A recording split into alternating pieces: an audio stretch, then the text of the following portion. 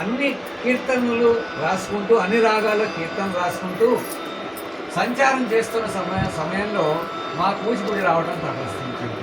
త్యాగరాజస్వామి వచ్చిన తర్వాత మా ఊరి పెద్దలందరూ కూడా వారిని చూడలేకపోయినా అప్పటి కథలు వారు చెప్పారు కాబట్టి మేము విన్నాం. మాది మూడో తరం వాళ్ళము విన్నాం కాబట్టి త్యాగరాజస్వామి వారిని ఒక భిక్ష కోరుతామండి అంటే తప్పకుండా ఇస్తానన్నారు.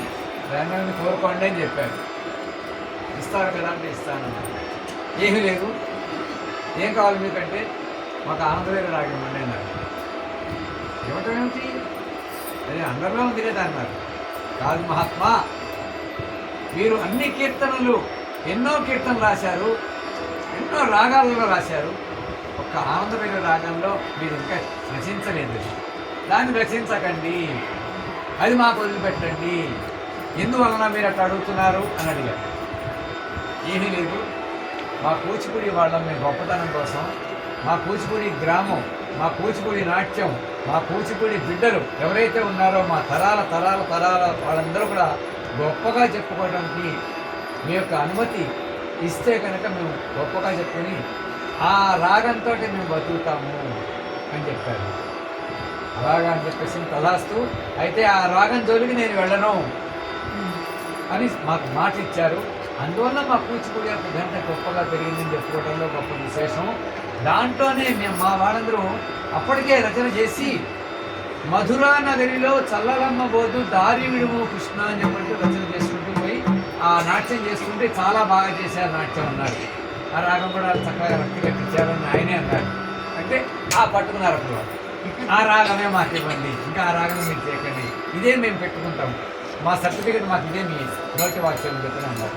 కాబట్టి మధురా నగరిలో చల్లలమ్మ దారి విడుము కృష్ణ కృష్ణ మధురా నగరిలో ఆ రకంగా చేసుకుంటూ వచ్చింది. అంతా వచ్చాం, తరించాం. చెప్పాలంటే అమ్మవారి యొక్క సన్నిధిలో మరొక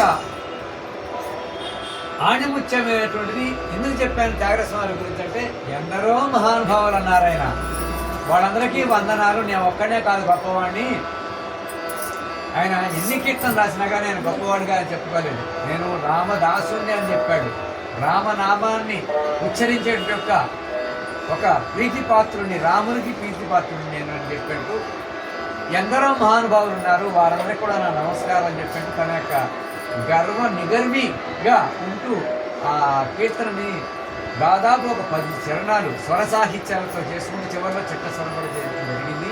దాన్ని మా నాట్య కళాకారులు కూడా మేము కూడా అభినయించడం చేస్తూ ఉన్నాం. పంచరత్న కీర్తనలు చేసుకుంటూ వచ్చారండి.